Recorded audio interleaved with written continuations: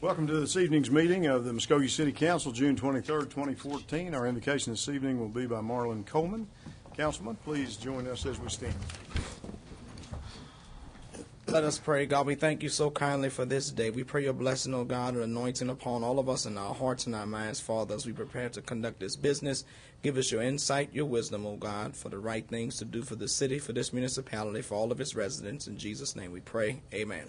Amen. Please join me in the flag salute. Attention. Salute. Pledge.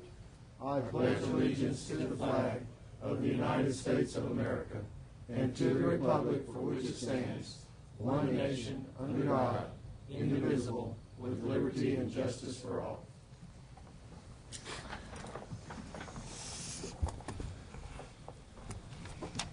Roll call. Mayor Bob Coburn. Here. James Scully. Here. Dan Hall. Present. Marlon Coleman. Here. David Jones. Here. Wayne Johnson. Here. Leanne Langston. Here. Ivory Van. Here. Derek Reed. Here. We are accounted for, and we're all here again. Yeah. VA Hospital Safety and Health Manager Charles Harrier would like to make a presentation this evening in appreciation of the Muskogee Fire Department in a specific area. And please come to the microphone, if you would, and make that presentation.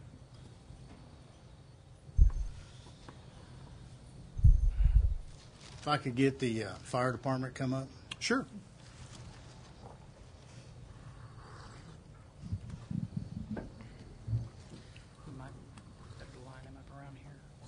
Just so you know, these gentlemen, not too long ago, they're fine. I was going to say, you can just round right here if you want to. That's okay. If we're going to do a photograph can or all whatever, see you can them. do that and make it easier. Anybody going to take a picture?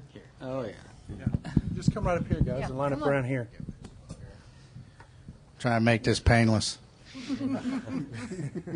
Nobody wants to be front and center. Sorry about that, Chief. Mark of a good servant. Just so everybody knows, a couple of weeks ago, we had a shredded truck that caught fire up at the VA hospital. Where they parked the truck, there's an E85 tank that holds about 10,000 gallons of E85 fuel, and right across the road from it is our oxygen storage for the patients. When we called them, their response time was incredible. They came straight up the hill. They got good intelligence when they came up where to go. And they had that fire extinguished pretty rapidly. The reason they're really getting the award is not because they do their job well. It's because the information inside of that truck when they opened it up blew all over the place.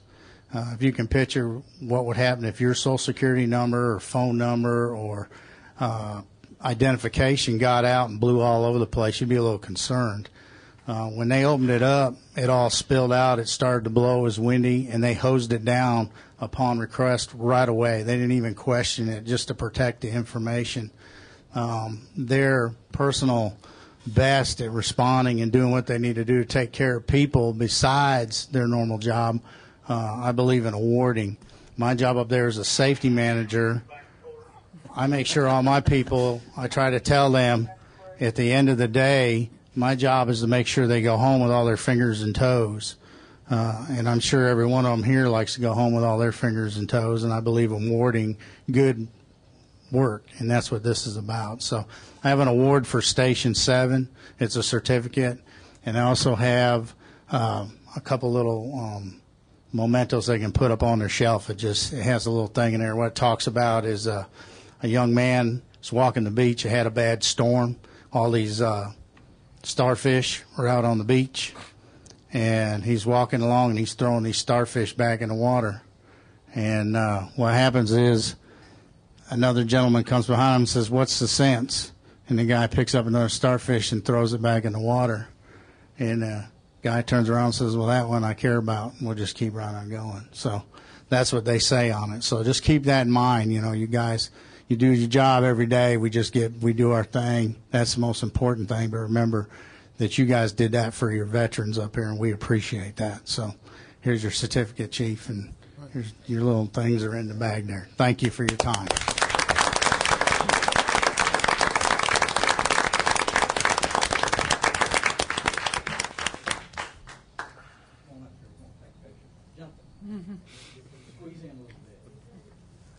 Act like you like each other.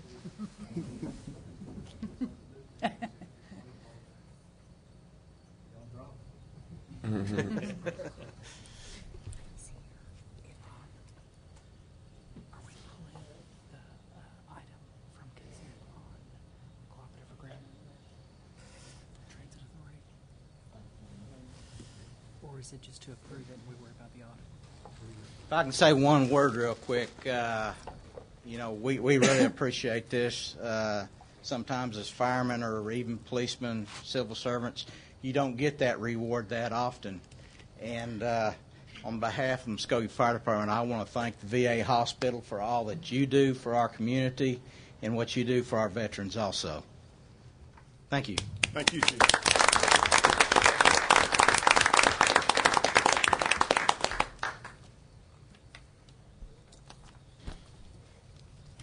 Sound like they're going to be responding to a call during the presentation. We'll now look at our minutes and consider those from the regular session of June the 9th and special call session on the 17th. Are there additions or corrections to those? If not, I will entertain a motion. Move for approval. Second. The motion and a second. Any discussion? Roll call. Deputy Mayor David Jones. Yes. James Scully. Yes. Dan Hall. Yes. Marlon Coleman. Yes. Wayne Johnson. Yes. Leanne Langston. Yes. Ivory Van. Yes. Derek Reed. Yes. Mayor Coburn. Yes, motion carries. Let's now go to the consent agenda. Is there anything anyone would like to move to regular agenda? And Mr. Tucker made mention of item number, what was it, Roy, 7 or 8? 8, cooperative agreement with Muskogee City County Public Transit Authority. Is there anything we'd want to do there, given that their audit will not be available until what month? Next June. Next June. It will be their next audit. So do we want to go ahead and approve this based on there being such a lengthy time before that next audit? I'll consider a motion on the consent agenda if I don't hear anything otherwise. Are we able to get the past year's audit? This is it. Oh, it is, You've got it okay. in your information today. That draft. That's on the contract. we all have to- I don't speed read. Any other thoughts? If not, I'll entertain. I think it's a long-standing agreement, but I would like for them to come back and give their report to us after the audit, where we could look. My thought in that regard was this global calendar that we've Yes. got is to begin to calendar those things and ask for them to come back at specific times rather than trying to crunch 10 of those in Yeah. the month before the budget. Yep. And so that one obviously could be tied into that audit. Okay. Sure. Good thought. Entertain a motion. For the Move consent agenda? For consent agenda. Move for approval. Second. Okay. Motion and second. Any discussion? Roll call. Deputy Mayor David Jones. Yes. James Scully. Yes. Dan Hall. Yes. Marlon Coleman. Yes. Wayne Johnson. Yes. Leanne Langston. Yes. Ivory Van. Yes. Derek Reed. Yes. Mayor Coburn. Yes, motion carries. Regular agenda item number 10. Consider approval of Resolution Number 2517, approving the City of Muskogee budget for fiscal year 2014-2015, or take other necessary action. Mr. Brown. Well, thank you very much, Mayor and Council. We've been reviewing the budget over the last 3 weeks. We started on June 9th, actually, with the formal budget presentation, as well as the public hearing. Last week, we also met as a body and looked at some of the, I guess, a couple of things that surfaced. One was the Economic Development Ordinance Amendment that affects the budget, and the Hay study, if you will. And so what this budget is, it is balanced, and we're requesting that, this body approves it. The funding is set aside for Hay. We'll take up Hay next month once we meet again, and the Economic Development Ordinance Amendment was adopted on June 17th. So it's ready. Subject to that, if you have any questions, I'll be more than happy to talk to you about it. Questions or comments, or do I hear a motion? I move for approval. Second. Got a motion and a second. Any discussion regarding the budget? I would like to commend staff on doing the budget. There was a lot of people involved in this budgetary process. I think we really got a document that the staff has that can really be proud of that. When we say adoption of the hay. I want to caution that this is only one step, one small step of the hay process, because it's really not the full implementation of the hay study. This is really only just the first beginning of that hay study process. But I do think this is a big step, and yet in a flat budget process, there had to be some very difficult decisions. But I think this was a really good budget review, and I appreciate all department heads, how they cut budget to really look at how we would put employees first, and how we were able to do that this year when we were at a flat budget year. So I think it took a team effort, and I appreciate that from all department heads and from staff.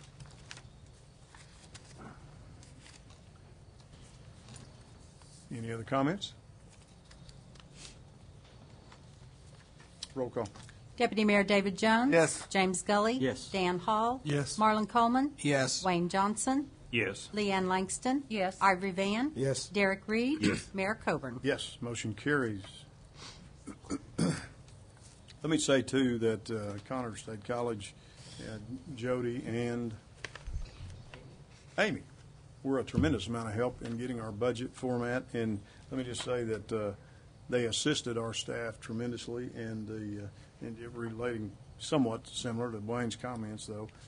It's a new budget format. It's a format that I think will be a better management tool for us, and they certainly were helpful in that regard, as well as a half a dozen other people here on staff that probably did more regarding the budget than they've ever done in the past, and some of them with a lot of blood, sweat, and tears, but it looks fantastic. Great job on the budget. Item number 11. Consider approval of a development agreement between Quick Trip, the City of Muskogee, and the Muskogee Industrial Trust for the reimbursement of certain roadway improvements and installation of drainage structures, or take other necessary action. Mr. Tucker. Mayor, members of council, in 2012, after we learned that the site, which is to contain the Quick Trip development on the corner of Highway 69 and Shawnee Avenue, when we learned that it contained waters of the United States, it was quite a surprise to all of us. But nonetheless, according to the Army Corps of Engineers, there were some additional drainage requirements which needed to be met for the site to be developed.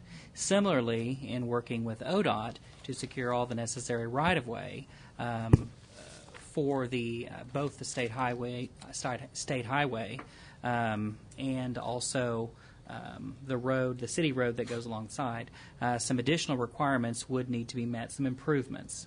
That occurred after we executed the contract establishing the purchase price. During discussions with individuals at Quick Trip, we learned that this site would, based on those additional expenses, would make it one of the most expensive site that they have ever built. So they reached out to the city in an attempt to determine if there were any development incentives that would be available. Through subsequent discussions with staff and Mayor Coburn, and also discussions with the Muskogee Industrial Trust, we recalled and decided to use some of the $315,000 from the Economic Opportunity Account, which is, of course, within the Economic Development Fund, and to determine if the Muskogee Industrial Trust would be able to parlay some of their remaining funding to help support that. What Quick Trip has asked for is up to $815,000 to help finance these improvements. This will be done on a reimbursement type basis, and it may not be the full $800,000, but that's what they've asked that we make available. Tomorrow morning at 8 a.m., Mayor Coburn and I are appearing in front of the Muskogee Industrial Trust to obtain their consent on that agreement as well. Through the course of this, I've had a question as to what the Muskogee Industrial Trust does. The Muskogee Industrial Trust, even though the city is the beneficiary, is a wholly independent body which has its own trustees. Its trustees are Billy Taylor, John Barton, and Mike Leonard. They also have their own independent counsel. They are charged with improving, repairing, funding, any projects that generate economic development and promote secure industry within Muskogee, as well as other natures that may be beneficial to the citizens. So that's sort of why they're involved, because this is something that they can certainly fund as well, and because they did have some revenues available for this, and we did not. We decided to partner with them. So if the agreement is approved from the trust, they will then turn over their $500,000 to the city. We will maintain the reimbursements and ensure that all records are kept in that regard. Mayor Coburn passed out a map for you all, and while it looks like a bunch of lines, it actually shows, if you look toward the left and right of your map, a darker shaded portion. Gary, okay, thank you. A darker shaded portion. That is where the roadway, where the roadway improvements will be made, as well as if you see in the very bottom, there is what looks like a train track over a channel. That is where the drainage channel will need to be diverted, and that represents some of the drainage improvements that were required as part of the permitting process through the Clean Water Act, which Quick Trip was required to do. As a result, the remaining portion of this does show the site plan for the parcel. But we did want to just bring up something that would demonstrate sort of what areas of the parcel that they're actually going to be improving. This turn lane is also, that's dark at the bottom, below the train track part. Yes. The darkened part there, that turn lane is also. And that's on Highway part of it as 69. well. Thank you. Yeah, on Thank 69. you. Yeah. So I do recommend approval of this agreement. Of course, it'll be contingent upon the Development Trust approving it as well as tomorrow. The reason why this has come directly to council rather than through the Public Works and Finance is because we are gearing up to meet a June 26th closing date. We want to finally get the loan closed so that we can get dirt moving, and this will help us. This is one of the last remaining steps in order to get that completed. Does that mean we can say aha on Thursday? Providing there is nothing that happens that is outside of my control. Yes. But I'm happy to answer any other questions, but I do recommend approval. So this 800,000 that we're asking, that's an additional to the 315 or total? 815,000 total. Total. 500,000 will come from the Muskogee Industrial Trust, providing they approve it, Okay. and 315,000 will come from the Economic Opportunity Account, which is part of the Economic Development Fund. And we have a subsequent resolution that will be required to expend that money that I'll discuss in the next item. Thank you. Move for approval. Second. Got a motion and a second. Is there discussion? One question, Roy. This is money that we'd had to invest whether company XYZ moved there or not. Would that be correct? Say that one more time.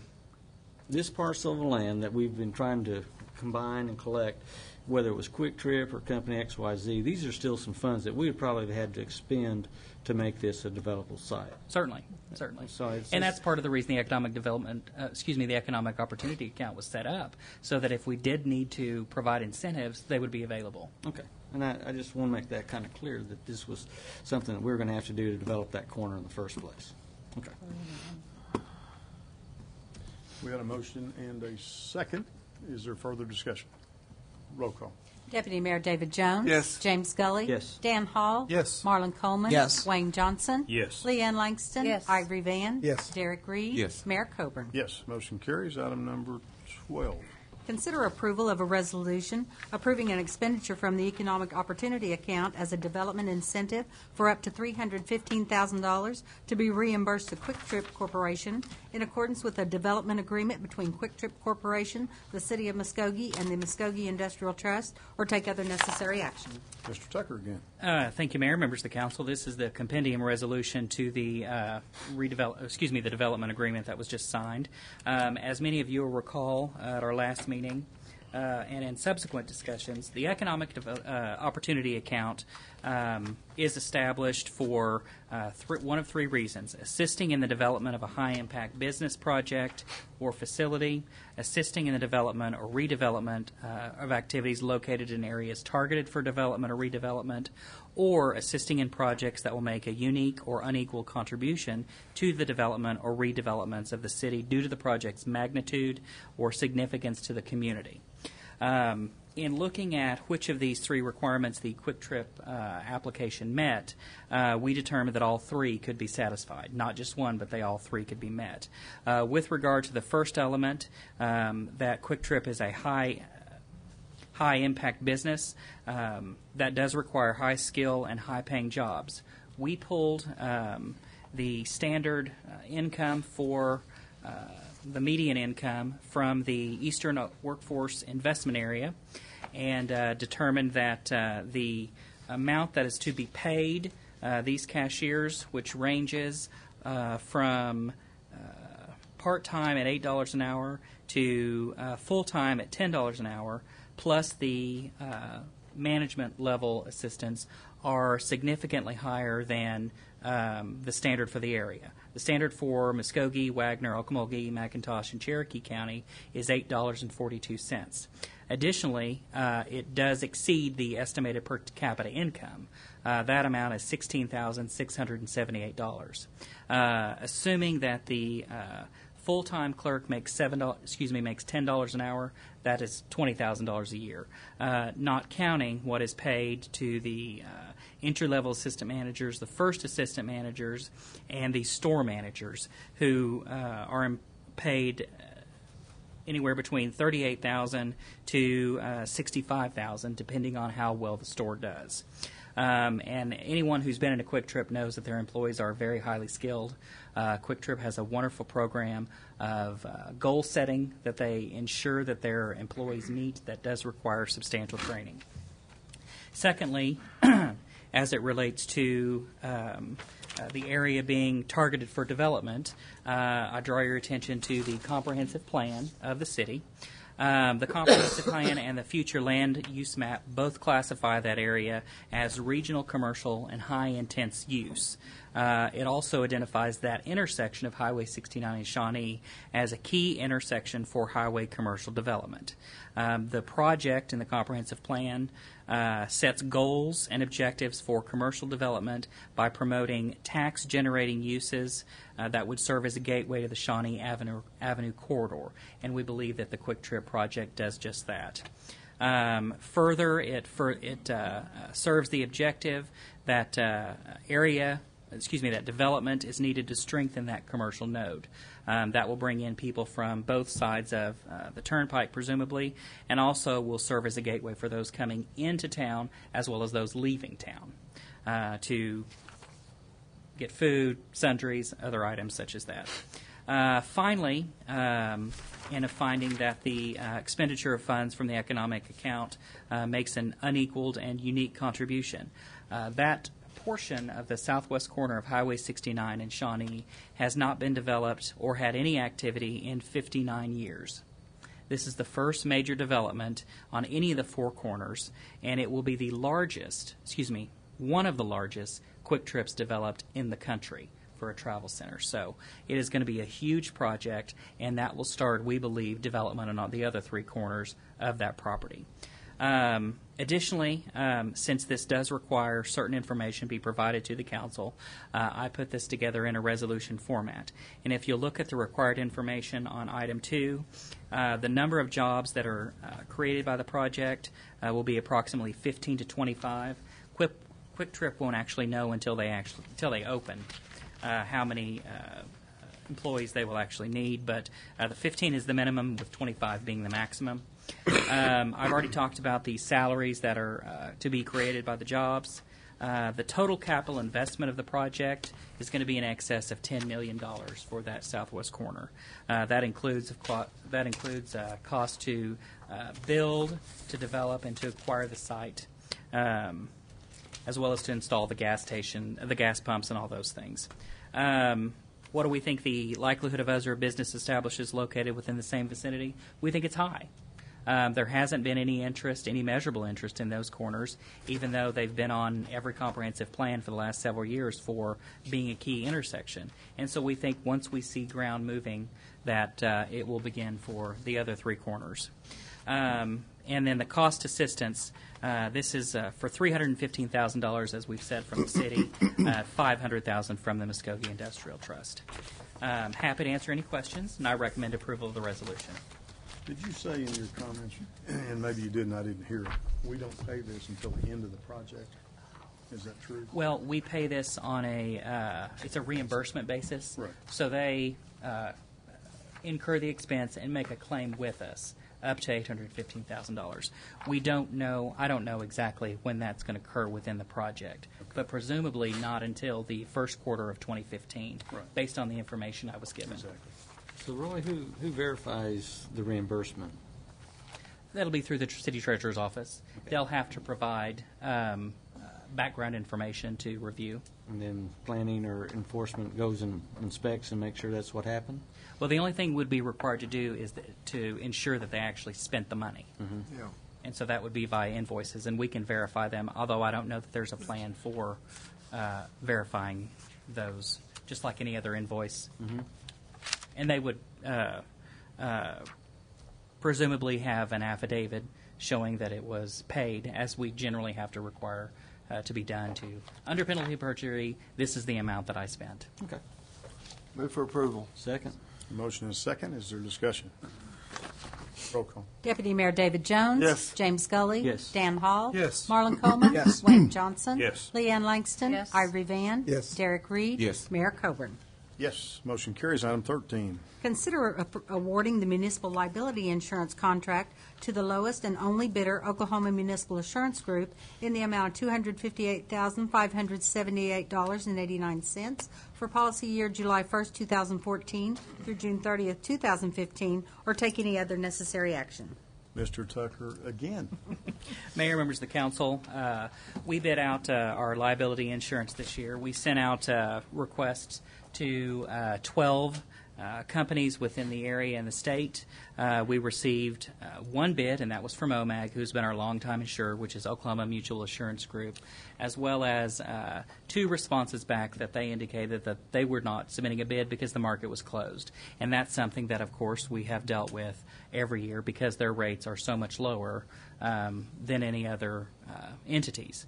The good news is that this year's premium amount is $258,578.89, which is, surprisingly, $13,609.47 less expensive than last year's premium. So I think that's a very positive change. Of course, we can all do certain things to help with those costs to go down. OMAG is set up as a pooling agreement, so it's not just how well Muskogee does, but how well other communities in the pool do. And so, as you know, we last year hired a safety manager to help get the word out on safe practices. We made safety a priority through our management methods. And so we're thinking that we're making a difference and we're adding to this, so we need to take a little bit of credit for it. And I recommend approval. Happy to answer any questions. Move for approval. Second. Got a motion and a second. Any discussion? Roll call. Deputy Mayor David Jones. Yes. James Scully. Yes. Dan Hall. Yes. Marlon Coleman. Yes. Wayne Johnson. Yes. Leanne Langston. Yes. Ivory Van. Yes. Derek Reed. Yes. Mayor Coburn. Yes. Item carries. Item number 14. Consider approval of awarding website redesign proposal to Vision Internet in the amount of $34,325 and authorize negotiations of a contract for the complete redesign and implementation of the City of Muskogee website or take other necessary action. Chris Cummings, Good evening, Council. Mayor, how are y'all doing? who also participated in putting the budget together, by the way. Thank you. Thank you. One of the best venues for finding out information about a company or city or state is that particular website. Ours, actually, I'm not sure when it was redesigned last, but it's high time it's redesigned again. Our goal is to recreate what we recreate the site in a manner that makes it easier for citizens, for visitors to Muskogee, for anybody looking for information on Muskogee, to find that information either on our site or links out to other entities that partner with us, such as Downtown Muskogee, the port, things like that, to find that information. So what we did is we put together an RFP to solicit companies to come in and redesign our site for us and to give us the tools that we feel that we need to get this to happen. We have chosen, we sent out RFPs. We got 3 responses back. The website committee took a look at it, interviewed all 3 companies, and we feel that the best proposal for the city of Muskogee is to use Vision Internet. The features of the website for the price were there. There were some features built in that were not in the RFP, but when we saw them, we go, oh, yeah, hey, we need that. So we're asking for approval to select Vision Internet to submit a contract for negotiation. I'm misunderstanding. Submit a contract for negotiation. So this $34,000. What are you going to negotiate? Well, we have to. From what I understand of the process, the $34,000 is what they said. This is what we'll give you for your RFP. Okay, so there are certain aspects of we need to sign a contract with the company for them to go ahead and do that. We just don't go, here's your PO, let's go. So from what I understand, what they'll do is they'll submit a contract for our approval, which will need to be run by legal, and then if you authorize city manager to sign, then yeah. Let me jump in for a minute, Chris. Deputy Mayor, I think what you're asking, you're trying to, right now we're requesting the City Council's approval to authorize me to negotiate a contract with this vendor. The staff has reviewed 3 proposals. They are recommending this company, Vision. I got to tell you that from what I understand, that they are including some things that have come up from this day. As one in particular, I wasn't here at the meeting, but I'm aware of it. The See Something, Say Something, we were talking about a complaint tracking system, which will help us provide a better management tool to track requests that come in from citizens and those kinds of things. So I'm very excited about it. I've worked in this kind of environment before. Quite frankly, our website needs to be updated, needs to be modernized, needs to be coordinated with our other partners, such as the Chamber, such as the Port Authority, and to give residents access to enter in requests for services, if you will, and it allows us to track how these things come in and that kind of thing. So what we're requesting is that I be authorized to negotiate with them. There are other things that we can get out of this company, is what I understand, up to $50,000, which is budgeted in your capital outlay from 13-14 fiscal year. Right. As we go through this project, there's likely to be features identified as available that when we created the RFP, we didn't foresee A, them being available, or B, us needing them. One of the things, as Mr. Brown said, I don't want to call it a complaint tracking system as much as I want to call it a citizen input tracking system. But could be positive. Exactly. So but that was one of the things that was not requested in the RFP, but it was already part of their base package. So as we go through this, there's likely to be some other things that they say, hey, we've got this available too. You didn't ask for it, but can you use it? And it may be something that we go, yes. So that's why we're asking the authorization to spend up to the budgeted amount. But the contract will spell out things like due dates, responsibilities on each side, each party's responsible for, things like that. Okay, thank you. Let me just say, one of the things, I'm very concerned about the website. And from this standpoint, I think we are really missing the ball in terms of, we've got an old goobered up looking website. It's hard to find things. I mean, for example, if you're looking for an event at the Civic Center, you basically can't find it unless you work for the city of Muskogee and know what department the Civic Center's in and how to get to it and how to get to the calendar for the Civic Center. Yes. Here's my concern. I would like to, before we vote on this, I would like to see a reference list and literally like to have a few minutes to go to those and look and see. My number one concern is, or one of my highest levels of concern is it user-friendly to the citizen that is getting the information? And here's where I'm headed. Don't misunderstand me. I'm not being critical of you, right. But I'm saying with your oversight's going to be from the IT side.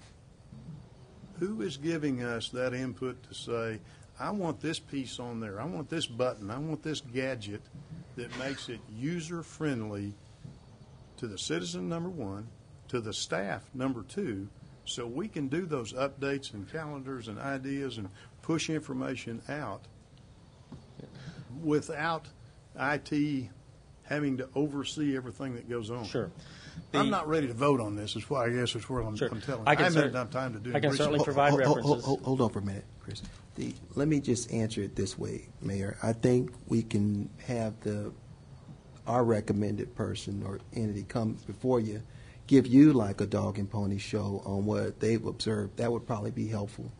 I don't want to delay this any further, but I think it would be beneficial to have Vision come in and kind of show the city council what services they provide in addition to their service request system and our complaint tracking system. There's a reference of 3 or 4 cities that they've done them for that we can literally play with before the presentation. I can provide those. We'll let you know that our website committee was not just comprised of IT. Yeah, it was part. We had several different departments in the city, parks, civic center, all involved because we wanted it to make sure that we addressed their concerns. And there is actually a representative from Vision Internet here tonight. If you'd like to ask questions tonight, or we can set up another meeting later on and just show the council what we saw. The things that we looked at and we were very critical of is what the things you mentioned. How friendly is it? How can the citizen find things? I've been wanting to change this site ever since I got here 7 years ago because I recognize that the framework's not friendly, so there's very little we could do with the framework. The content management system is not friendly. You actually have to know how to get in there and code HTML to be able to figure anything out. What was required in the RFP is that any content management system was using the WYSIWYG, the what you see is what you get, drag and drop technology that pretty much anybody who knows how to use Microsoft Word can maintain their section of the website. We did look at several sites from every company of the cities that they've done, and so to make sure that we liked what we saw as a committee. So we didn't just go into it and go, oh, hey, we want this website, here we go. One of the things I would like to look at in the references, I would like to see the economic development piece, retail development piece of those websites, how they can access information. Ricky Hayes is sitting here, and we've talked about having a website for development or a segment of this website where you can get information easily about Muskogee and available properties and so forth. And I know that's going to take some coordination with the county to get available records and stuff. I just want to know that that's an easy process to use and update. Once we get the design in, and if we want that piece as part of the site, then certainly we would have to have somebody working with us to help design that piece of the site. It'd be similar to a departmental page, similar to another department in the city, as far as building and maintaining, and then we'd give responsibility to maintaining it to whoever Mr. Brown says that's your responsibility. I think the mayor is talking about two pieces at one time. As far as like having an economic development page we can do that and put our demographics up and that kind of thing through this process. But we've talked about, geocoding and tying in, integrating our GIS system with the county tax records. And that's not the scope of this particular. Right, but if it is going to be in the next year or 2 or 3, and we only update ours every 7 years, we need to know that flexibility is there when that relationship, is available. The GIS is usually fed by a separate server, so the GIS system, the public-facing website of the GIS system could be modeled to look similar to our City of Muskogee site. So it would be a link out of the City of Muskogee site to the GIS server, is usually how that's done. So, the capability, of course, is there when we move to having a public-facing GIS web server. Then all we'd have to do is link it together and make it look like Muskogee. I would like to invite them back to give the Dog and Pony Show and give us the references ahead of time that we could look at. And Okay. Can they come to the next meeting? When is the next meeting? Should we look at calendar-wise and 3 see weeks. when the best meeting to line up? I'll be on vacation from July 4th. I'll be back July 22nd. Well, that's okay. I mean, they can come and give a presentation to the council. Sure. This is. I was just letting you right know now. my schedule. Yeah, that's cool. What is the gentleman here now? Yes, he is. Mr. I Lombard? think our next Public Works meeting is July 8th. And Well, and one thing I think that's really important. One, I think it's so important we shouldn't delay it. It's not so much Should or shouldn't? we should not delay it because it's not so much the the qualifications. I do believe the committee entrusted and looked at the qualifications of the site. Now, what I do believe we're getting down to is we need to make sure, and forgive the terms, the fuzzy interface is inviting to our public is critical. Now, that's where I believe the team needs to expand, and we as a council and as a community needs to determine what do we want it to look like. And that's where I think we need to see if Vision Internet is a team player, and will they work with us and say, will we have a meeting where they will present a couple of different philosophies to us and build a couple of models and go, this is how it can go, where we're involved in that interface and how it can look and how it can feel, where we're a part of that master plan, where it's not, this is what, because what you don't want is this is the final product and this is what you've got. You're 34,000, this is what you've got. It's not that we looked at other cities, because we're not other cities. We are Muskogee, and we got our own touch and we got our own feel. So we can look at other cities and look at how they are, but I think we are Muskogee. We got our own touch and we got our own feel. So we may take a little bit from these other communities, interface, touchy feel, and but we want our own. I want our own of how it's going to look and how it's going to feel. And so that's what I want to see is, will they be a partner with Muskogee, and we can be a partner with them at saying we want an interface that's designed for Muskogee and gives Muskogee what we want. And are you willing to do that for us? How do you suggest that we get there then? That would be a question right there.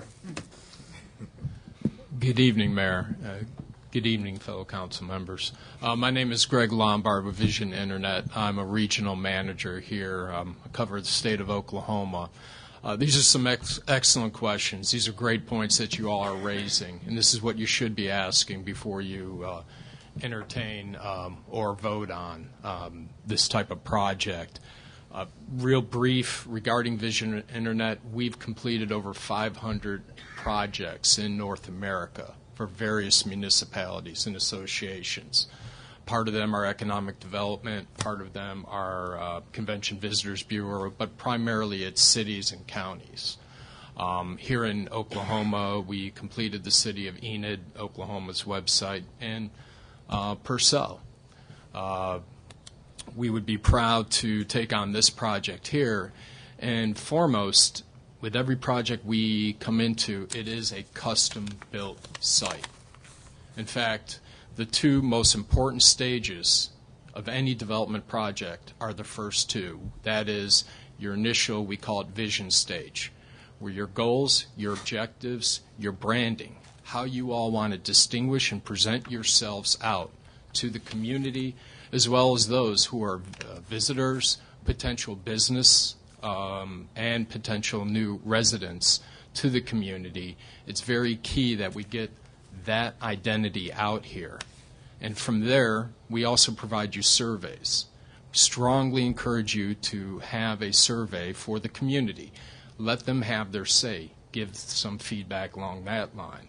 Furthermore, internally, each department should also have, and this is where our most successful projects have been completed, is when you get good feedback and the opportunity presented internally. So each department can have their say, saying, this is how we really want to present our department pages, how we want to differentiate ourselves, and most importantly, how we want to communicate to the public. When Chris had me out here 2 weeks ago in front of the selection team, they asked some excellent questions. I did a demonstration of our content management system, and their first question was raised, how easy is this going to be? This has to be a non-technical tool, so that somebody doesn't have to be tech savvy. They can go in, not just make edit to their pages, but also go in and do some what would be considered higher level features, even create their own page on the fly. Understand you have a number of festivals here in the community, so having the ability to create a page that publishes just before the event, a couple of months before, and then expires. Doesn't necessarily delete, but stays in the dark when that event is over with, so you can further promote. And then giving folks who are non-technical the ability to create that page. So I believe Chris and his team selected vision for the simplicity we provide the staff, but also how we can engage the community. Great points. There's too many static websites out there today that just present information, but don't really give the ability for residents, community, to sit there and really engage with the city. There's a lot of waste and inefficiency. You could have a lot of information, frequently asked questions on your website if the navigation, the design, and the layout is presented in a format that's logical and makes it very simple for them to find the information they came to and engage you as they want. So I've gone too long, but that just gives you a little bit of context about who Vision is and the process Chris and his team went through in the selection.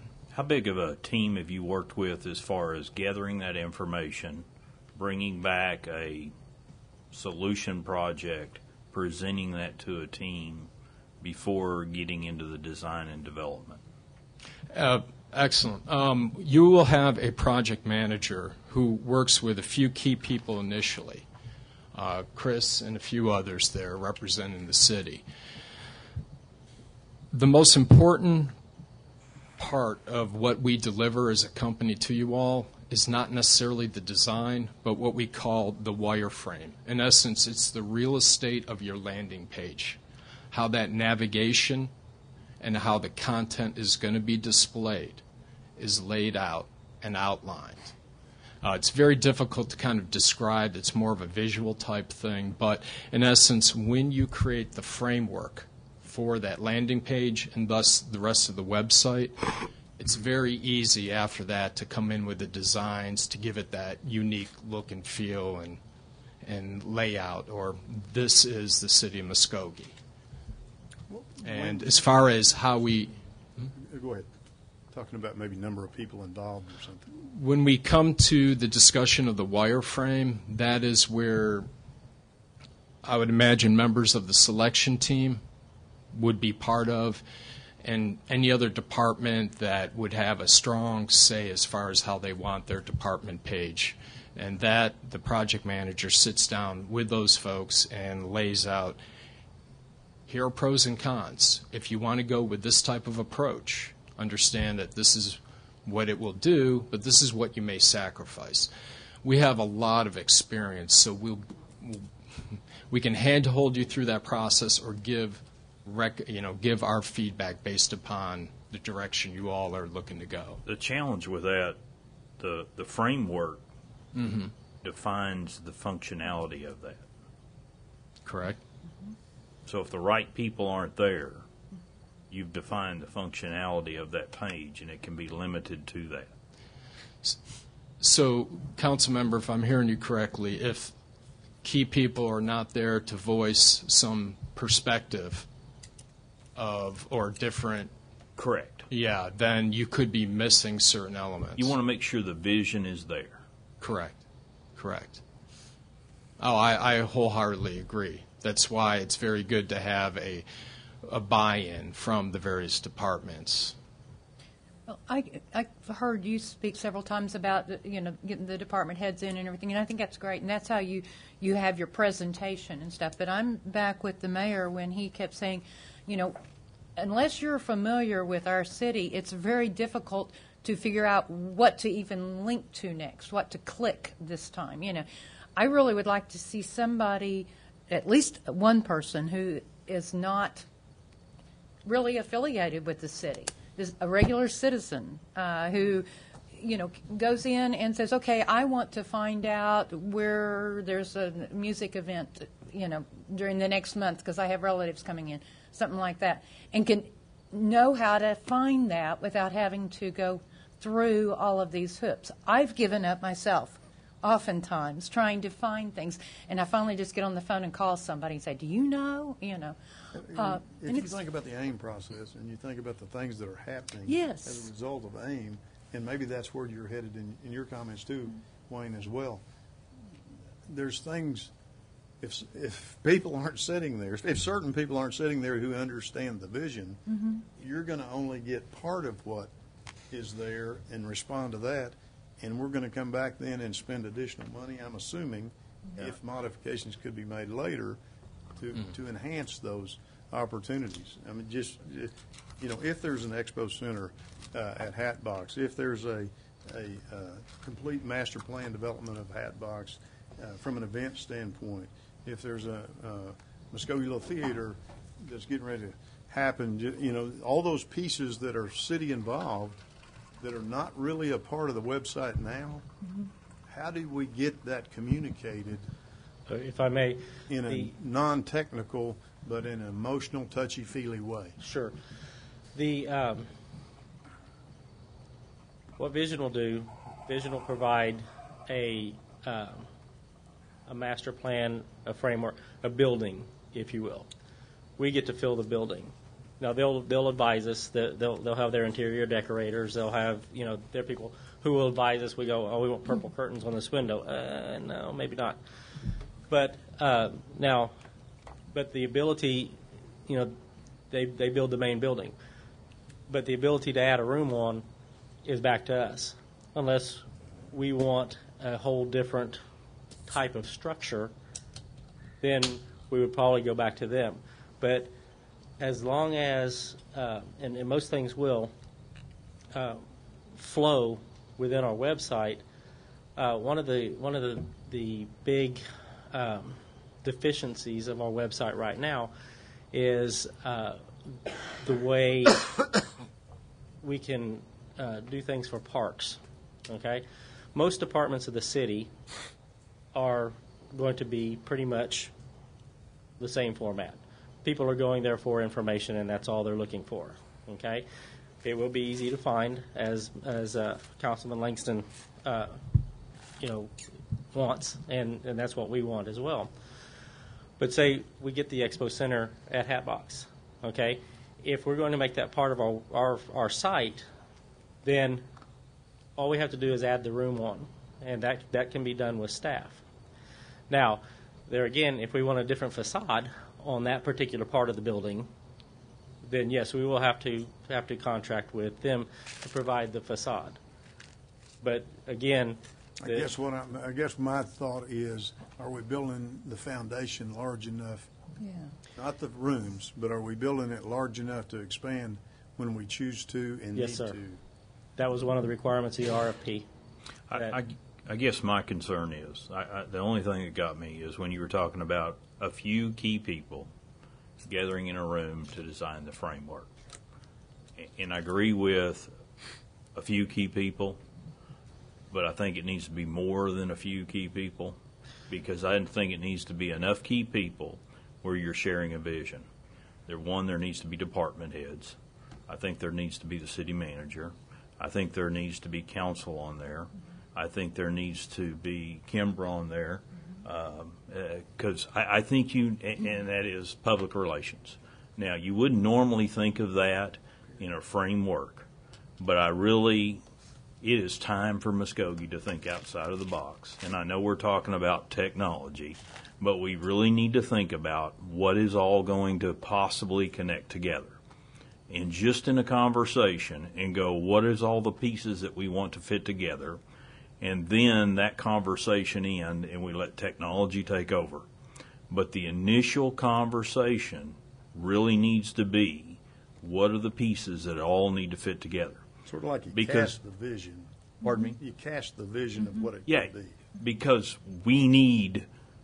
it's not connecting now. And that's what needs to be. So it needs to be more than a few key people on the framework, because we don't have that now. And I think it's more than a few key people right now to know all those pieces that have to fit together, because a lot of change is taking place. We're talking about new departments, reorganization of some different entities, some new key things, and not one person knows all those things that's going to transpire or going to be knowing what may take place. But if you get a bunch in together, and we'll know what that future may look like. So we want that framework there, and it's robust enough where it can handle it. And then we'll say, okay, there it is. And then we'll get another team together that goes, okay, now we want to make it look good and feel good. That's another group of people. And so that's what I was asking, how big of a team, because you're asking a lot from a software design company. You're really asking a lot from a team to work with a large group of people.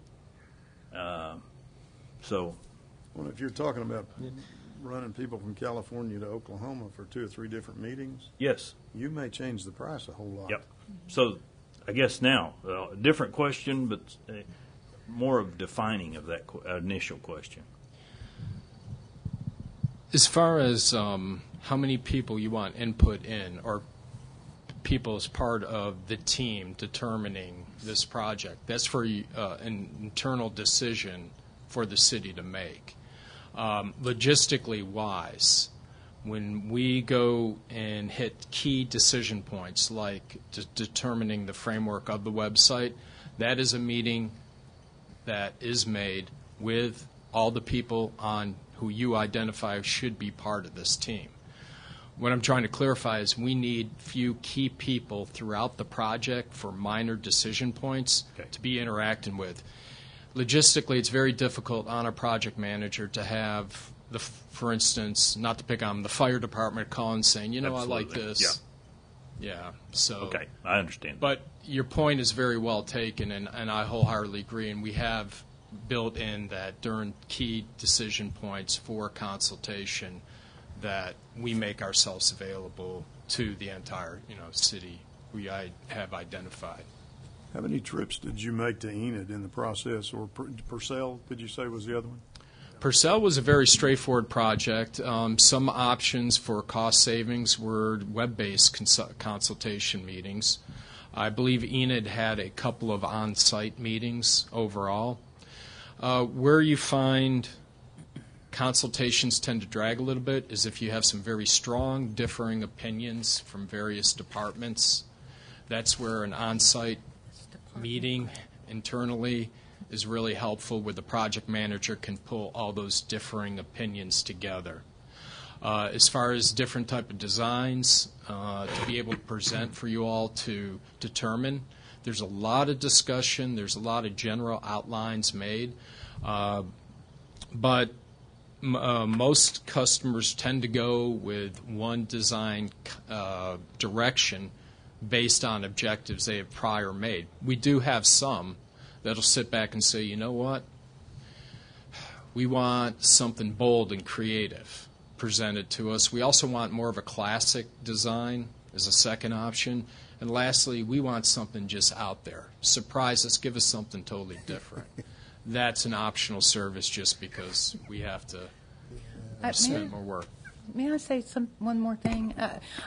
I think part of what we're not being able to communicate very well is we have a lot of really positive things, a lot of momentum going in our city right now. And when I keep hearing about department heads, which have a huge role in this, I understand. But I think what I'm hearing is that we're getting ready to update our old static site, but we're going to make it a little bigger and easier for department heads to manage. But I think what we're trying to communicate is that we're quickly changing. We're quickly moving forward. We need something that is fluid. We need something that we can't just, that we can do more than just add a room on. And we don't want just these little additions all the time. Sure. Is that even possible? Absolutely, it's possible. There's a lot of features and components that's built into our content management system. Most of them you probably won't be ready to take advantage of when you initially launch. You'll actually be able to grow into it, and we're constantly introducing more components. As far as being able to add pages for new departments or maybe new initiatives, perhaps you want to be able to feature certain events that are happening. This tool gives you the ability to make changes to the existing website to accommodate what's exactly happening in the community. And as far as the feedback, we don't select the team that gives us the feedback. That's for you all to determine. Yeah, I think what the council is saying, sometimes as staff we tend to go the easy route out and just and drive the train. And so what we're trying to do is ensure that there's some collaboration from the community on what the website would look like.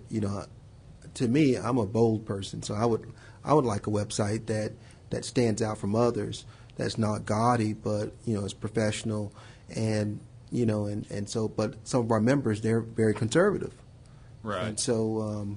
Yeah. That's a hard look. Maybe you're meddling. But we need all viewpoints, all hands on deck, kind of looking at this thing. And so what we don't want to do is because what we're trying to do is create an environment where people from the outside, when they look into Muskogee, they see something unique, and they want to make an investment in the community. And so that's kind of what we're concerned about. The staff, they're going to do a good job at putting together the content. I know that for a fact. But we want to make sure that it's an inviting website that meets our demand, meets our requirements as staff, but also is inviting for someone outside of Muskogee or inside of Muskogee to do it. And Chris, he's an IT guy, so he's only looking at this data server and those kinds of things, making sure that the thing is running properly. But graphic artistry, I don't know. Maybe he's got that background too. He's been very impressive to me, but we need to look at other ways of displaying stuff. That's why we brought in Kimber Scott. She actually sat in on some of the meetings with the vendors, with the website vendors, and to try to give a different flavor, bring a different perspective. Now, we're just not going to be able to have, 10 or 12 people engaged in a decision, for very obvious reasons. But I do believe that we could probably get a representative to come in to look at it. That's why I recommended maybe, if they come in and give the Dog and Pony Show and show you what their capabilities are, and try to, practically approach this matter with you all. My recommendation is, we authorized a contract subject to, you guys reviewing their work product. That's your pleasure. You can do that. And, this is one of those city future projects that, you have to make a decision on. And so, because right now, if you approve this project, you're going to end up, we're going to be in bed with this company for at least 3 years, tops. I have Mr. a question. Lombard. Oh, I'm sorry, Dan. Go ahead. Chris, who's updated our website now? Depending on the capabilities of the department, it's mostly going to be IT. They're going to tell us, hey, we need to get this updated, and then we'll update it. And so there's no there's no requirement or reminder right now to, hey, we need to update this information. If I'm not mistaken, with Vision's content management system, we can actually set a tickler in there that says, oh, it's time to update. That will go back to the department. But if we don't mind that update, then we're just going to be in the same boat that we're in with the same website kind of deal, right? That is true. So if we don't have someone constantly updating the website, we're just kind of got a website that just costs us a lot of money. Well, that is true. If there's nobody to update it, and then you're exactly right. We've got a static website that costs us a lot of money. The reason for involving parks and involving Civic Center, those are the two main departments in the city that will have the most change. The Civic Center is going to have events going on. The parks are going to have things going on all over the place. Brooke Hall has expressed an interest in doing so much more with the parks, the swim and fitness center, the river country portions of the website especially, that she's not able to do now. So I wholeheartedly believe she would be engaged. On the Civic Center side, they've expressed interest in being able to get their events out there much easier. What Mr. Lombard was saying is, with this, we have the capability to preempt something on the front page for something that's coming up. Say, hey, visit the water park, it's 2 for 1 night, or whatever, and where that will show up very prominently on the front page. We'll have the capability of presenting alerts to the public, as they happen. Emergency management can go in and put an alert up, or any other department that's got the authorization to do so. With the CMS, content management system, being able to notify somebody, hey, this stuff's getting static, okay, then it can notify the department, it can notify my staff, and then we are at the department, hey, look, we need to change this. Quite honestly, there are some departments that there's not going to be much change happening as far as what we're presenting to the public, except maybe some additional forms that legal puts out there for whatever, or city clerk's office puts out there. So there are some of the departments that, by their very nature, aren't going to change a whole lot. But the departments that do, that actually present, things for the public to do, events, calendars, things like that, then those I expect to be very, very busy, very, very fluid. So a lot of the challenge we have right now, and correct me if I'm wrong, Chris, I mean, when we were talking about HTML, there's very limited people that have that ability, or that you would give that ability to right now. Exactly. Because just knowing the formatting that they would have to go in there and do. So now if I wanted to change, if I was a department head and I wanted to change my website, it's going to be challenging for me, or I'm going to have to pick up the phone and bother Chris, yet he's really challenged with the workload he's got, where the new interface is drop and drag.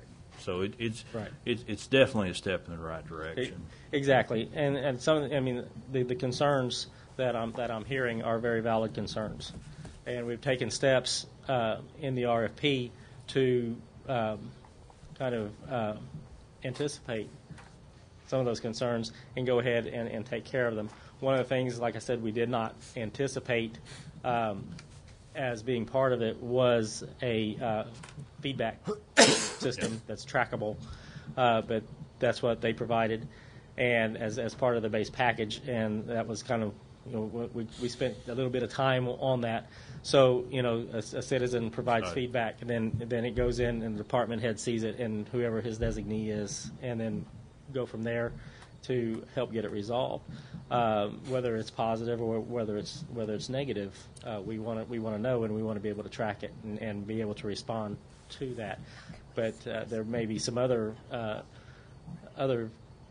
features or tools that come up during the process that we also may want to take advantage of. So let me make this recommendation, because I think we're kind of just stirring the soup just a little bit. If you gave us the reference websites and said, these are the most current that we have just completed for municipalities, 2 or 3, 4, whatever, and these are 2 or 3, 4 in Oklahoma that we've done, and let us have some time to kind of absorb that. Certainly. I just don't see this. If we decide tonight or 3 weeks from now, I just don't see this as life-threatening. I think it's more important to make the right decision than it is to make a decision tonight. I agree.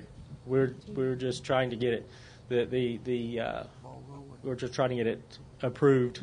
I understand. In we've the been talking fiscal about this year, for a but year and a half. you're correct. It's not life threatening. The funds are going to roll over, so we will have the funds in the next fiscal year. So it's not. I'll work with Mr. Lombard and get the most up to date and the most relevant sites that will show the capabilities of the site they're proposing, and I'll get that out to Mr. Brown, and then he can forward it to council. Perfect. Mr. Lombard, are there some sites you can give us tonight? City of Purcell. Purcell and Enid. We just Purcell. pulled it down. Looks nice. City of Enid, City of Purcell are projects we completed in state. San Angelo, Texas is a newer project as well. Some unique designs, City of Reno, Nevada, Provo, Utah, Yonkers, New York. There's a couple of sites we just introduced here in Iowa. That's plenty. Thank you. Chris, I had a question, Mr. Cummings. Yes, sir. So that we won't run into the same problem in future years regarding maintenance of the website, what type of staff would you need if it was going to be done properly, that the website for the city would be maintained and updated on a regular basis? If we want a point person to be over that website, then one person would be sufficient, because that person would go. We wouldn't be updating the whole site every day. So that one person to be on point and go to the department. Hey, this is getting pretty old. Do you have any newer information to update? And actually be proactive in going out there and prompting departments. That would be an option. I would think that with the ability with a new interface to drag and drop, and for departments to be able to much easier update their sites, that I actually foresee that a person in that department would be assigned to update their site. But in a perfect world, to avoid that from being in error, for everybody wanting to do their own thing, you're saying you would need one dedicated person who would do that. In a perfect world at this time, I could see one dedicated person doing just that. Thank you. Is everybody okay with that? Is getting a list of those sites and then doing a little research on it and rescheduling this to come back up for Yes. staff to reschedule it? Got a date? Are we going to do it real quick, like a week or two, next meeting? Thing in a month. As soon as possible. As soon as you all can work out the dates and that kind of thing. Okay. Do you want to wait till I get back from vacation and schedule it then, or do you want to see him back as soon as possible? Yeah, I think it'd be helpful if you were here. I do too. Yeah, I'd feel better about that. Me too. Do we have a You wouldn't deadline? trust us to do it with you. That's not it. Do we have a deadline on how long the prices are good for? Was that in the RFP? The prices are good for 180 days. So we're good. Let's don't take that long. No. All right. let's move to the next item. Thank you very much. Appreciate your input. Number 15. Consider approval to renew the contract between the City of Muskogee and the Office of Juvenile Affairs, providing funding for a community intervention center for juveniles, and the professional services agreement with the Muskogee County Sheriff's Office, assigning the operation of the same or take other necessary action. Mr. Tucker. Mayor, members of the council, as you all know, the Sheriff's Department operates the Community Intervention Center, which is housed in the jail building, not obviously within the jail, but in the jail building. And we have had this contract with OJA since 2000. This is up for renewal with two additional options, with a renewal for 2 additional years. This is to provide the CIC, which is where the juvenile offenders are taken. It is a short-term facility. When I say short, I mean less than 24 hours, where if they're found with curfew violations, petty larceny, things like that, they're taken there and held until a parent can come and pick them up. The parent then signs the responsibility that he or she will ensure that they come to court. We just received this contract on Thursday of this week, so we were lucky to be able to get it on for the agenda. I think the state had some issues, and evidently they were procrastinating as it relates to approving their budgets. But even though we all expected serious cuts in the OJA contract, the amount is $211,200 that they will be providing, which is only a $5,851 decrease from last year. So we're really excited that they still determined this to be an important cause and funded it appropriately. Of course, the city then provides up to a $70,000 I don't want to say match, but $70,000 additional dollars to this. Lynn Felucci is the manager of the CIC program, and she works with the Sheriff's Department. So what we actually do in this agreement, for those of you who are new or are unaware, is we approve the contract. We also approve a professional services agreement assigning this to the Sheriff's Department. He then maintains responsibility through the employment of Lynn Felucci. And then whenever they issue bills, they actually submit those to OJA for approval. And then once that amount is expended, then they're submitted to the city for reimbursement in those accounts. The contract is the standard OJA agreement that we've had for at least 14 years. No substantive changes that I was able to determine. I recommend approval. I'm happy to answer any questions. What's the relationship between CIC and our juvenile court system? As in good, bad, or how do they work together? How do they work together? Okay. Whenever a juvenile is charged with a crime, if he or she is charged with a misdemeanor violation of city ordinances, then CIC is the agency that sets the court date for municipal court. And they work together very well. Any of the juveniles who are charged with contempt of juvenile court are then sent to CIC to be rebooked and then released to their parents on another contempt citation, such for failing to appear or failing any of the probationary requirements that the City of Muskogee Juvenile Court uses as well. The county also uses this program, which is, of course, why OJ funds it countywide for any of the juveniles that are arrested, such as in the middle of the night and whatnot. And they will do a very similar process where the parent will come and sign the promise to appear for the child, since the child cannot, of his or her own volition, enter into a contract to promise to appear. That's why the parent has to sign to do that. Councilman Coleman. It also allows police officers that need to get in touch with a parent. It allows them to take them to this facility and give them to the CIC workers, and they call the parent and get that police officer back out on the street to deal with more menial things, more pressing issues. It's a great program. It benefits the police departments in our whole county, and it gives us a place to put the children in a safe environment until we can get in touch with parents. It's really a good program. So you're in favor of it? So you're in favor of it? Very much so. And as I understand it, before this was the case, an officer would spend sometimes an hour to 2 hours waiting for the parent to come and pick up their juvenile, thus keeping them off the street. That's a Right. good day. Sometimes it's 4 or 5 hours Move that for you have to approval. type a police. Second. Got a motion and a second. Is there additional discussion? Yes, how much traffic is that comes in from the Muskogee public school system? Quite a bit. Quite a bit. A few. So since it's funded, I don't have any actual numbers for you. it's that I can funded give you. partly by the city. Do they pay their fair share?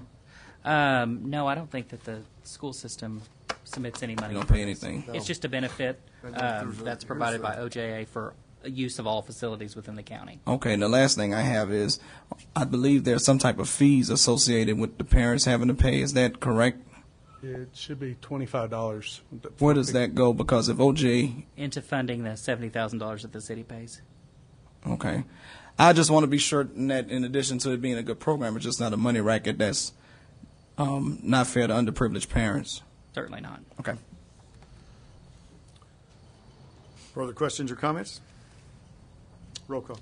Deputy Mayor David Jones. Yes. James Scully. Yes. Dan Hall. Yes. Marlon Coleman. Yes. Wayne Johnson. Yes. Leanne Langston. Yes. Ivory Van. Yes. Derek Reed. Yes. Mayor Coburn. Yes, motion carries. Item number 16. Consider approval of awarding the lowest best bid to GT Distributors in the amount of $38,725 for the police department ammunition, or take necessary action. Chief?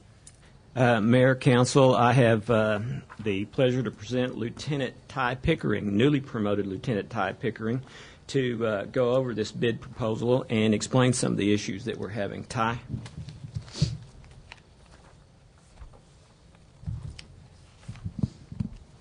Good evening, Mayor and Council members. This is something we go through every year. We have to have our training and duty ammunition. We use it to go out to the pistol range, the rifle range, to hone our skills, make sure that we're current. The state mandates it. We have to qualify every year. We like to qualify more than once a year for obvious reasons. The bid packet was sent out once in April. We received one bid back.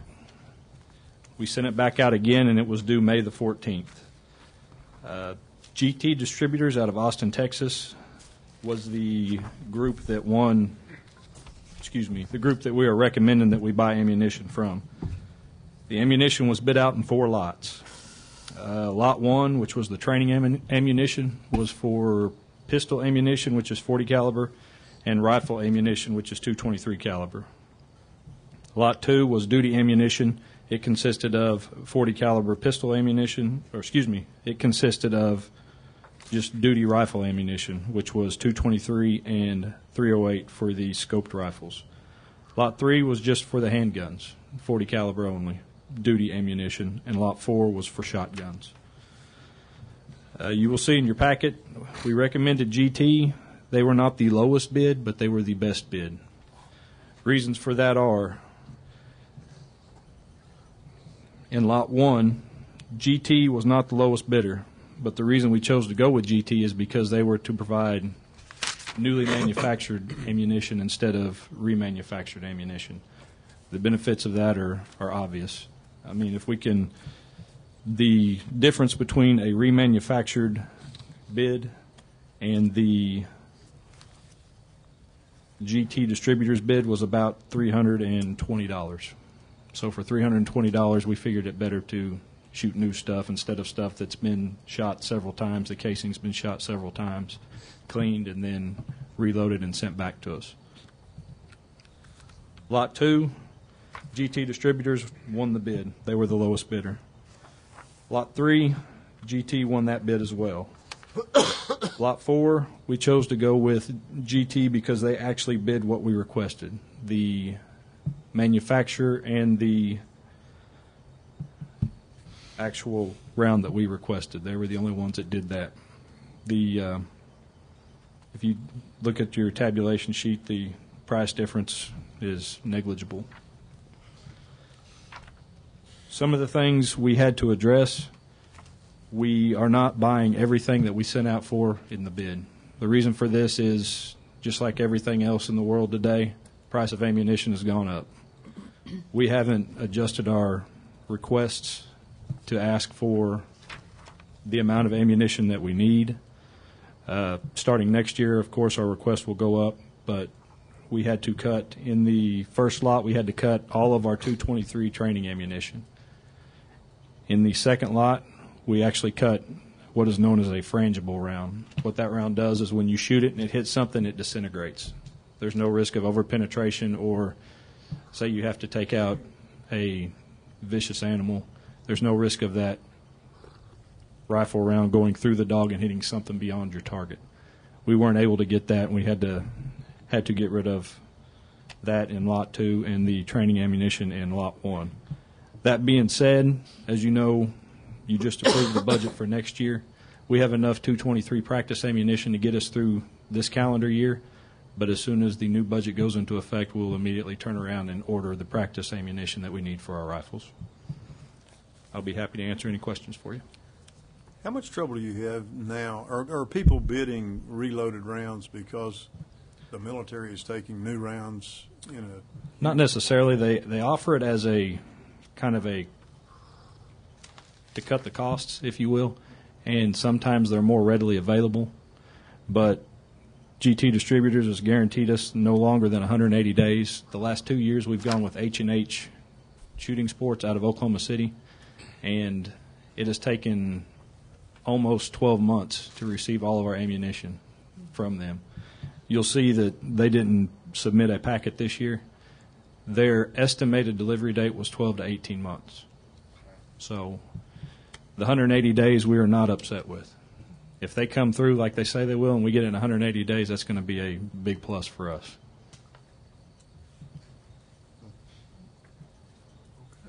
Move for approval. Second. Motion and a second. Any discussion? Roll call. Deputy Mayor David Jones. Yes. James Scully. Yes. Dan Hall. Yes. Marlon Coleman. Yes. Dwayne Johnson. Yes. Leanne Langston. Yes. Ivory Van. Yes. Derek Reed. Yes. Mayor Coburn. Yes, motion carries. Item 17. Thank you, Chief. Discuss and take possible action on amending the nominating and appointment process of citizens to city boards and commissions. Councilor Hall. Yes, I wanted to put this on the agenda for discussion. I may be the only person here that feels this way. I would like to be able to nominate someone for a board or have a discussion and maybe be able to, instead of just kind of recommending someone just always to the mayor, I would like to be able to say, hey, I'd like to have this person on this board, and then it be voted on by the city council. And I wasn't sure about all we needed to do that, so I just put it on here for discussion. I may be the only person that feels this way. Give us an example how that would work. Kind of like what the mayor does now, instead of it just coming through him, that, like, I have a guy that I've put up on for to be on a board almost a year and a half ago, and his name's never been brought up, and so I would like to be able to submit that to a board that when there's an opening, say, hey, I'd like to have this guy on this board, and y'all could vote it down or vote for him and say yes. Just kind of the same way the mayor does, it just allows me the opportunity to try to put an individual on that board and still just falling solely upon the mayor. And actually, I think some places, city council members get to nominate people for boards from their ward.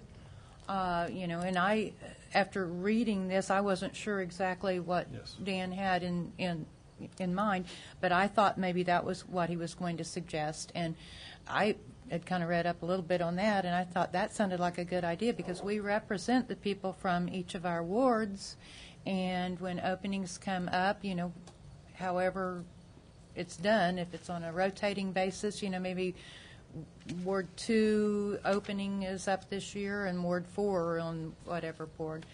I think it would be a good opportunity to get a more representative assortment of people on our boards and commissions if we wanted to consider something like that. Obviously, that wasn't exactly what you were... Kind of have representation from all 4 wards.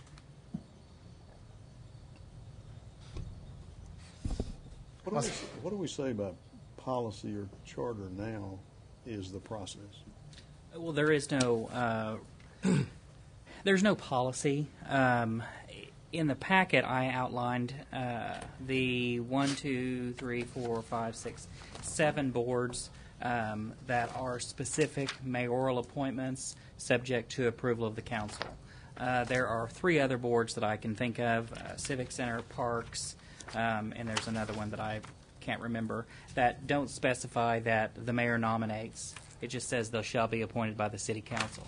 However, the process has always been, our practice, if you will, has been that on the mayor's website there's the application that an interested party fills out, and they submit those to the mayor, who then has the responsibility to bring those forward after reviewing the application to ensure that they meet the requirements, if any, that are established by the board. So some by policy, some by practice. Yeah, and I think that there's, Gary, you'll have to correct me if I'm wrong, but I think the planning commission is by ward, and that's maybe the only one. No, it's not by ward. It's not. No, the Public public nuisance board was. Okay, I knew there was Public one that was by nuisance ward. Okay.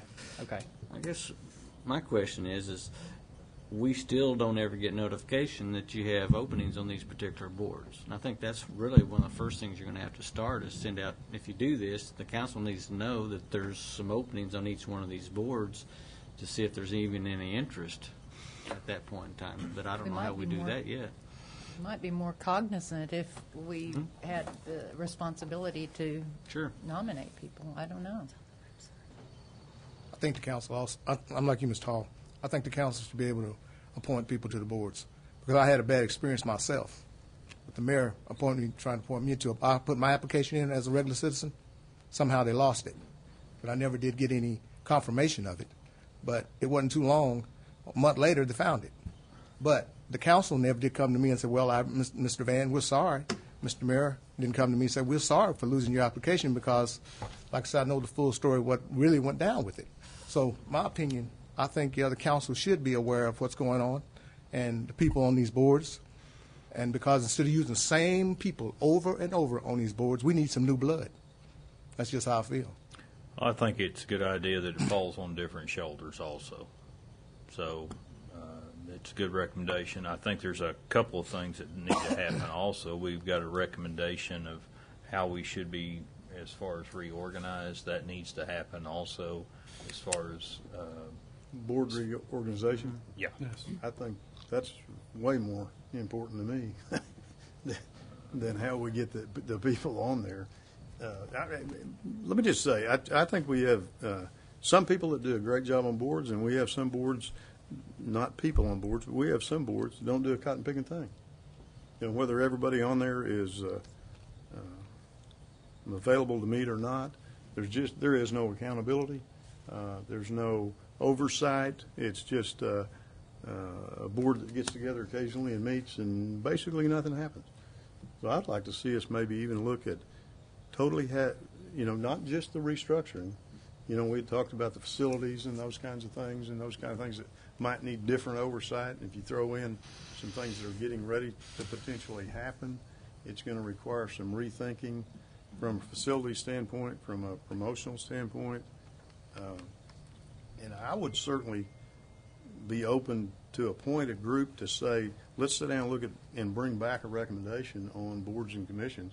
Because it's, if I could be quite honestly, it's a pain in the rear to me too, on a regular basis. And more times than, numerous times we have come up with a recommendation and found out we've done it incorrectly. The person is being recommended for a period of time that doesn't represent the opening that's there. And I can share with you, Pam is highly frustrated with boards and commissions, and we rework the sheet that's on the website every 90 days or less, maybe. And it's just taking on a new format about 4 weeks ago, so it can be a little differently managed. That would be my thought. Let's just appoint a group of, a few folks to sit down and say, here's how we could do this differently and have a different outcome that would be positive for the community. Because I think you might find if you try to do boards by wards, that you're going to have a difficult time getting some boards filled. Some are not going to be in trouble at all. Airport Board, Port Authority. We don't have any trouble getting those recommendations. But some of these that need to be working that are not, nobody wants to be on them. Maybe So we is just there a need need for the board look at all? things differently. Just look at the whole thing differently. I'd be happy to serve on that It's been committee. an absolute nuisance to me for 3 years. I'd be happy for some additional input. And if you're willing to do that, I'd be happy to make that recommendation. And if someone else would just say, put my name in the hat, you can be a part of the group too, I guess, as long as we don't have a quorum. I would most definitely like to be on that board, in that committee. I wouldn't mind being on it. Okay? Is that 4? That'd be 4 3 of us. or 4. Well, if the mayor's on there. Yep. It's 3. Her, me, him, and the mayor, it's 4. It's 4. All right, let's do that, and we'll bring back a recommendation in a, what would we say, a 30, 45-day kind of a Yes, time I frame? think that'd be sufficient. That'd be fine. Works well with me. You got a date on when you want to have your first meeting, Mayor? No, let's work that out with the schedules of everybody. But we'll get to it. If we're going to be back in 30 or 45 days, we can't leave it laying long. Cam, you going to take care of that? Sure. Item 18. Discuss and take necessary action on the draft request for proposal, RFP, for redevelopment of the urban renewal area in accordance with the urban renewal plan. Mr. Tucker. Thank you, Mayor and members of the council. As promised, after the blight study was adopted and the urban renewal plan, we are bringing forward a request for proposal to go out to seek redevelopment of the blighted area, Talladega, Shawnee, Chicago, and 11th, that 90-acre tract within there. This is simply on as a discussion and recommendation.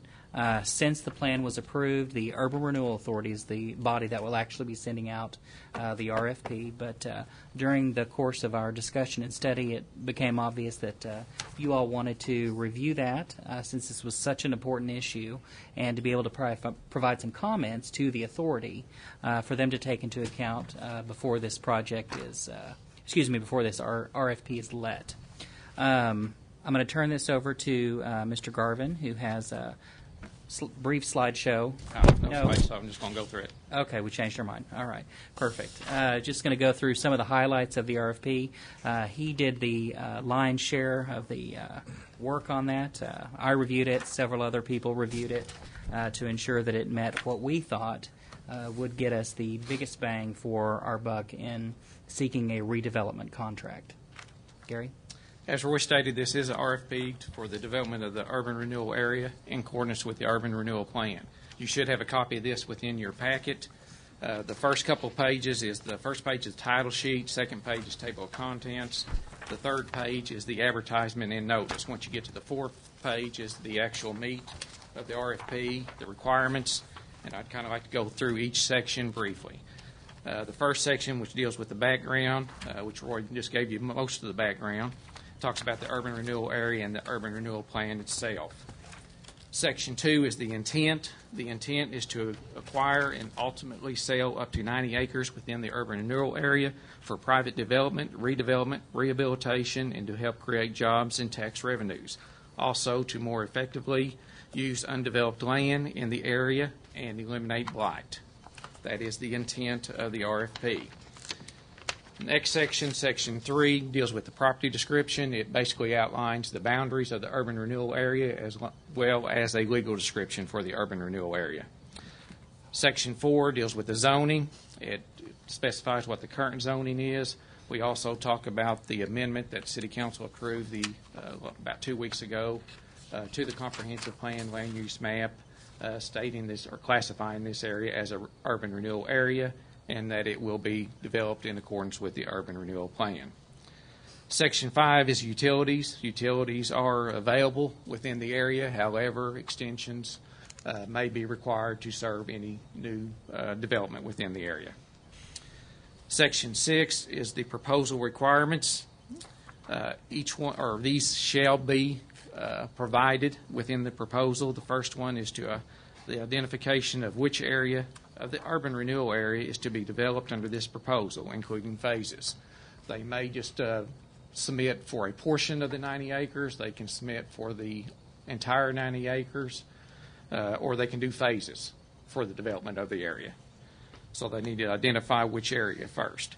They also need to. And if you all will remember, when we were talking about the plan, we anticipated having multiple RFPs and maybe going out this once with an RFP, seeing seeing what interest we have, and then once some development begins, the other portion sending out another RFP to keep the process moving to get the entire area redeveloped. Correct. Also want a detailed account of the proposed terms and purchase price for the area proposed to be developed, the number and type of jobs that will be created by this development, list the type of businesses from any development letters of interest or intent, signed leases or agreements with end users. We did state that brand names could be withheld from that. Time periods for commencing, completing construction, and the opening. Estimated development cost, evidence of financial capability, a design that meets the residential, commercial, and industrial design criteria set forth within the urban renewal plan, rendering of a site plan, and again, brand names can be withheld from the site plan, contact name and numbers, a signed proposal. Section 7 is titled the preferred proposal. Basically goes over the items I just listed, but gives a much greater detail on what we would like to see submitted. But it's basically the same items. Section 7, which is incentives, it states that the city will provide authorized costs for the redevelopment activities, and it lists approximately 10 or 9. These were taken directly out of the urban renewal plan. So this is the information provided in the plan itself. We also stated that we would waive fees for street and alley closures, rezoning, platting, and building permits. Section 9, the proposal packet, basically states we want 6 copies of the proposal submitted along with 1 electronic copy. Section 10 is the delivery. Can be by hand, FedEx, UPS. We will not accept any faxed or emailed proposals. The reason for that is they need to be sealed and marked as a proposal for urban renewal area. Section 11 deals with the deadline. The deadline for submitting the proposal will be 2 p.m. on July the 28th. Section 12 deals with the schedule, and these dates are subject to change. As Roy stated, the Urban Renewal Authority will have to approve this RFP, so until they do that, we may have to make some changes to the dates depending on when they can meet and approve the RFP. What we have is to issue it on June the 25th. The last day for questions will be July the 15th. Again, the proposal will be due by 2 p.m. on July the 28th. We're hoping to have a finalized development agreement with the developer no later than August the 15th, and hopefully have City Council approval on or before August the 25th. As far as the selection, what we have in the proposal or in the RFP is for the retail development team to first look at the proposals submitted, review them, make a recommendation to the Citizen Advisory Committee. The Urban Renewal Authority will have to put together a Citizen Advisory Committee to make this review, and it's part of the Urban Renewal Plan or requirement of the plan. They will then look at it and make a recommendation to the Urban Renewal Authority. However, City Council will make the final decision on approving any contract or awarding any contract. Section 14 is award without discussion. We stated that if it's in the best interest of the city, we can award the contract without discussion. However, we may require oral presentations from any or all the developers. Section 15 deals with the evaluation. We did it on a point system with a maximum of 100 points. There is 4 sections. Section A is the proposed use and type of development. We assigned 30 points to that section. B is development and management team, 25 points. C is time frame for the proposed development, 25 points. And D is the purchase price for 20 points. Again, a total of 100 points. The proposal will be reviewed by the development team first, who will rank the proposals. If they do require or ask for oral presentations, once those are completed, they will re-rank them again using the same point system. Then they'll forward the recommendation on to the other committees. Section 16, development agreement. Prior to City Council awarding the proposal, there will need to be a finalized development agreement between the city and the proposer. Section 17 is questions, and basically we're stating that questions need to be submitted by July the 15th, no later than July the 15th. Section 18, city contact. We listed the city manager as executive director of the Urban Renewal Authority for general information, the city attorney for any questions dealing with incentives or the urban renewal plan, the planning director for any development information, zoning, subdivision, permits, etc. Section 19, city reservations. The city reserves the right to modify, waive, or otherwise vary the terms and conditions of the RFP at any time, to select one or more proposals to develop the entire site or portion thereof. Like Roy was talking about, we may have a developer coming in wanting to develop a certain portion of it, a small acreage. We may have another developer wanting to develop another area away from there. So we might even accept two proposals. It just depends on how they submit them. We can also reject or refuse any or all proposals. We can cancel or withdraw the RFP at any time. We'll negotiate with any or all proposals in order to obtain the terms most beneficial to the city. Section 20, disclosure. We put a section in there, felt like this was needed. It states that all proposals submitted to the city are subject to public disclosure pursuant to the Oklahoma Open Records Act. Since that's why we stated that brand names could be withheld on any proposals, because any proposal that's submitted will be subject to Open Records Act. We've also stated any financial information needs to be labeled confidential, so it can be withheld separate from the proposal. The last section, Section 21, deals with existing conditions. We wanted anyone who submitted a proposal to be aware that there are a few existing commercial businesses within the area that are well-maintained, well-established businesses, and they need to be considered whenever they're putting together their proposal.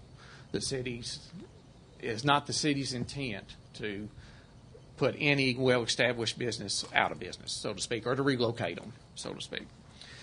With the exception of the Juvenile Detention Center, and we stated that they will be relocating, and we anticipate that to occur within the next 18 months.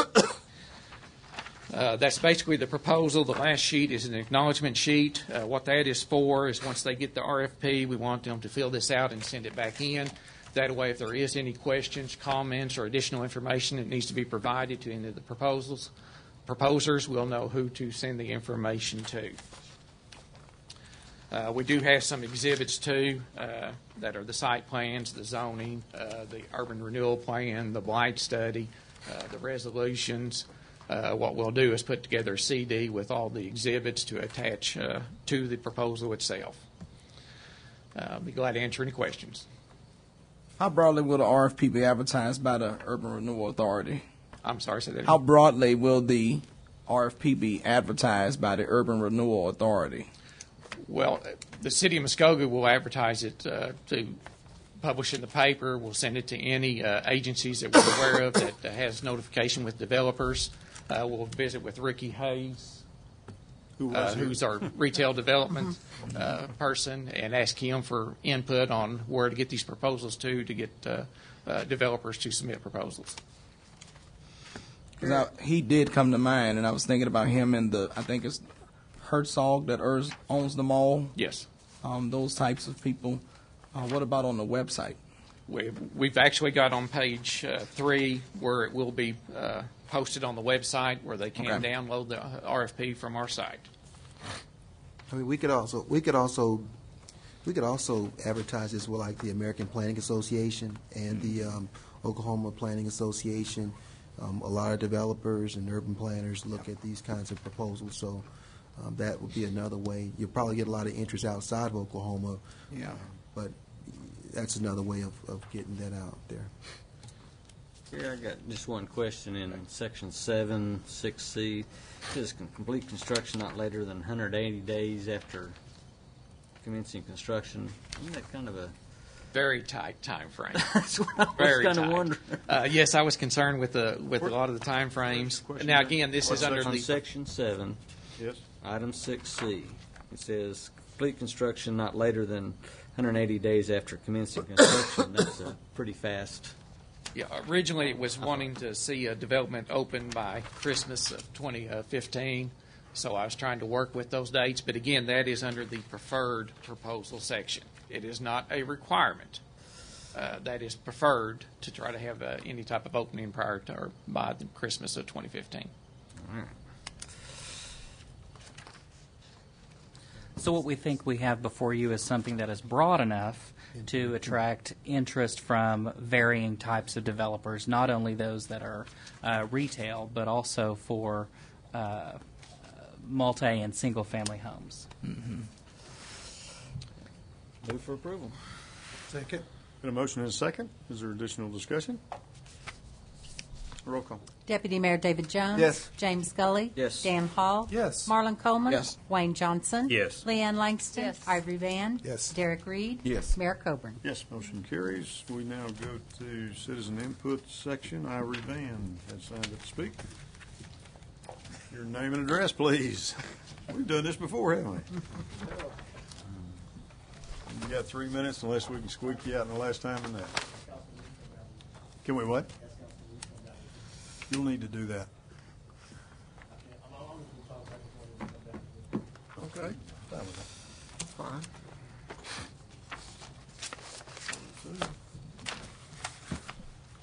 Fine. Good evening.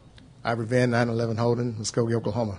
First of all, I'd like to say thank you to Ms. Bates last week on behalf of the city manager, mayor, and the council for those snacks because we had a long meeting. So I'd like to say thank you personally. What me and Councilman Reed here is down here for is we represent Ward 3. And we'd like to thank Mr. Brown. We'd like to thank Mark Wilkerson. We'd like to thank the Parks Department. We'd like to thank the City Council. As Mr. Johnson always saying, we are a team. All of us. We are a team. We're not just Ivory Van, Derek Reed, and whoever up here. We're all a team. The reason I say this is because I brought an issue with the Rotary Park about a fence, and the fence was too low, and the kids was going out in the street chasing the ball, and the car could hit them. So now, thanks to the Lord, God was on our side. Me and Mr. Reed, we went down and we checked it out and got Mr. Brown to go down there with us. And now we have a fence that we can be proud of and can protect our kids here in Muskogee, Oklahoma. And as me as a new councilman, and I know Mr. Reed's an older councilman, but if I don't accomplish nothing else as a councilman, that right there is the most important thing to me, is protecting those kids. After all this was said and done, we went around to some of the neighbors in the community. They said that they really appreciated us for putting that fence up because the day before, it was 2 incidents. A couple of those kids almost got killed. So like I said, Council, I think we've done a very great job, and thank you again, Mr. Brown. And thank you, Mr. Reed, because like I say, he's an older councilman. I rely on him.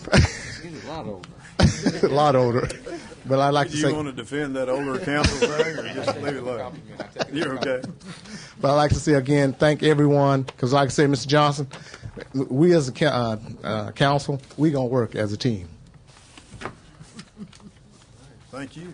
Let me say as we close our agenda for this evening, tomorrow we vote for Proposition 1 and Proposition 2, which will be extensions of our current sales tax, and we need your vote for those tomorrow to continue the success of the city of Muskogee. So please go and vote for the capital improvements projects.